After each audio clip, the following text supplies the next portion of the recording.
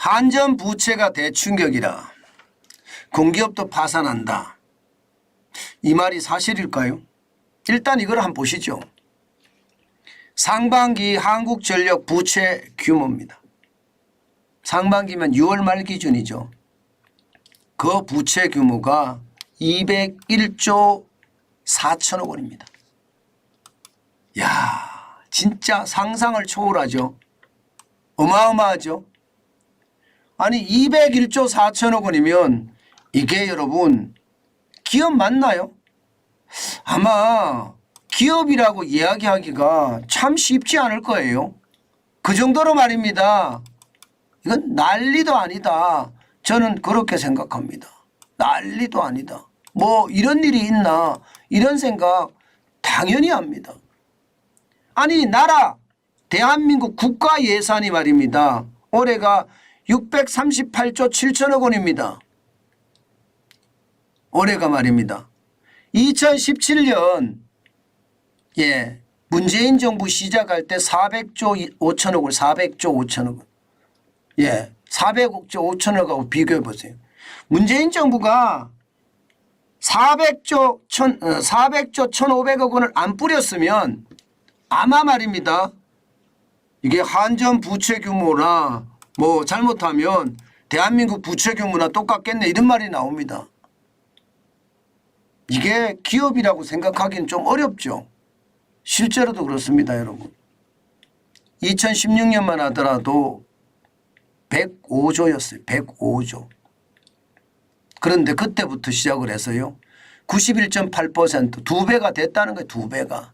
96조 4천억 원이 늘어나서 201조 4천억 원이 됐습니다.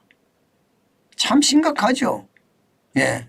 특히 늘어난 것은 보면 그래프에서 보시는 것처럼 2021년에서 2022년 사이가 굉장히 많이 늘었어요. 왜 이렇게 많이 늘었을까요? 뭐 간단합니다. 문재인 정부 5년 동안요. 쉽게 말하면요. 전기요금을 안 올렸어요. 올리긴 올리더라도 찔끔찔끔 올렸어요. 유가는 폭등하는데. 그게 한꺼번에 쌓이니까 이게 결국 말입니다. 터질 게 터진 거예요. 참 심각하죠. 진짜 심각합니다. 그러면 여러분 이런 공기업 한전 파산할까요? 일단 말입니다. 파산을 이야기하기 전에 이것부터 먼저 한번 보시죠. 지금 한전의 영업이익은요. 계속 무너지고 있습니다. 2016년까지만 하더라도 12조 1,600억 원의 영업이익이 났어요. 2017년에도 4조 9,500억 원입니다. 그런데 어느 순간부터 난리가 났죠. 2018년 어떻게 됐습니까? 영업이익이 안 났어요. 2,100억 원 손해. 2019년은요. 1조 2,800억 손해. 2020년 4조 900억이 흑자가 났지만 2021년 5조 8,500억 원이 적자. 심각하죠. 2022년에는요. 32조 6천억 원이 적자입니다. 이 꼼수가 난무했고 사실 탈원전을 하면서 전력체계에 완전한 이상이 왔다는 거예요. 나라 경제를 완전히 망친 겁니다. 진짜 크게 망쳤어요. 지금 이대로 가면요. 이대로 가면 올해도 말입니다. 지금 3분기 4분기는 예측입니다. 3분기에는 흑자가 날 거라고 예상합니다. 1조 7천억 원이. 근데 4분기에도 5천억 원이 적자가 난다고 해요. 그러면 여러분 지금 앞으로 계속 적자가 나요? 그러면 이자는 어떻게 감당합니까? 이자 200조 1천억 원이면 얼마쯤 될까요? 하루로 계산하면요. 아마 엄청날 겁니다. 적어도 하루에 20억? 한 달이면 2천억? 뭐 이렇게 나갈 겁니다. 이자가. 하루에 20억 한 달이면 2천억. 충격적이죠. 그러면 여러분 지금 한전이 그냥 이대로 계속 살아날 수 있을까요? 다시 말해서 공기업이 파산할 수 있을까요? 저는 공기업도 파산할 수 있다고 생각합니다. 어떤 파산을 하느냐. 민간기업처럼 파산하지는 않아요. 민간기업처럼. 그러나 여러분 이런 파산이 있을 수 있습니다. 쉽게 말하면요. 2023년 올해입니다. 한전채를 발행하지 못해서 최악의 상황을 맞는 것. 이게 저는 파산이라고 보는데요. 자, 올해는요. 한전채 발행 한도가 한국전력공사법에 보면 자본금 플러스 적립금의 5배거든요. 올해는 자본금 플러스 적립금이 20조 9,200억 원입니다. 그러면 여기에 5배는 104조 6천억 원입니다. 104조 6천억 원. 올해는 이렇게 발행을 할 수가 있어요. 내년에는요. 올해 적자가 나면 내년에는 자본금 플러스 적립금이 14조 정도 될 것으로 예상합니다. 거기에 5배면 70조예요. 70조. 70조면 여러분 2023년 7월 말 현재 한전채 발행 잔액이 78조 9천억 원입니다. 78조 9천억 원. 그러면 8조 9천억 원은 어디 가서 갖고 오나요? 이게 망하는 거예요. 이게 망하는 거예요. 이게 망하는 거예요.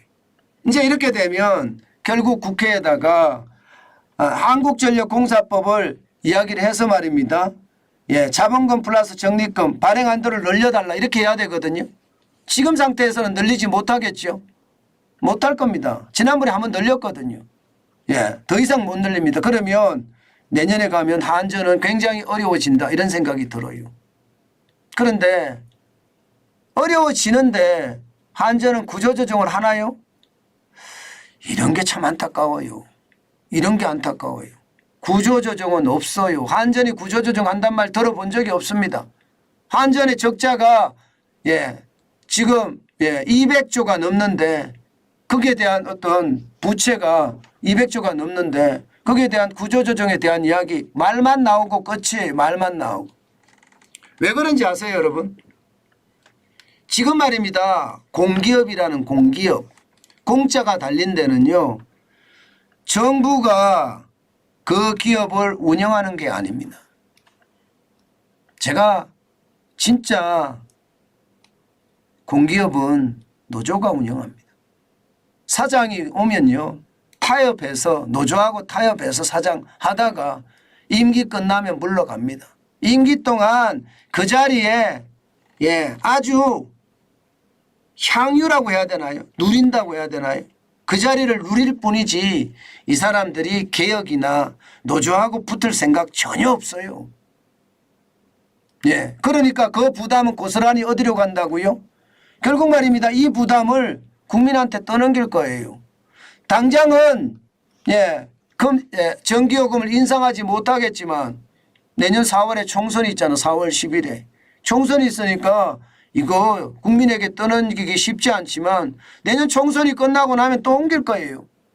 지금까지 말입니다. 전기요금이 많이 올라서 여러분들도 아마 보통 말입니다. 30% 이상이 올랐을 겁니다. 30% 이상이. 저 같은 경우도 보니까요. 관리비가 22만 원대, 23만 원대 나오던 관리비가 요즘 40만 원이 넘어섰더라고요. 아파트 관리비가. 40만 원이. 22만 원대 나올 때는 그래도 괜찮다 했는데 지금 40만 원이 넘어섰습니다. 그 속에 전기료가 포함이 되어 있으니까 전기료가 얼마나 될까요? 결국 말입니다. 저는 과감한 구조조정, 정부의 어떤 혁신적인 구조조정이 바로 뒷받침이 돼야지 지금처럼 이렇게 말입니다. 허지부지 되면 결국 피해는 국민이 입는다. 저는 그런 생각을 참 많이 합니다. 시간이 없거든요. 생각했던 것보다 시간이 그렇게 많지가 않습니다. 경제라는 건 적기라는 게 있거든. 적기. 시기를 잘 맞춰야 될 그런 시기가 있습니다. 그런데 그 시기를 놓치면 아무것도 못합니다. 그런 상황을 돌아보면 이게 어떻게 될까. 저는 그런 무시무시한 생각도 해보거든요. 진짜 무시무시한 생각도 해보거든요.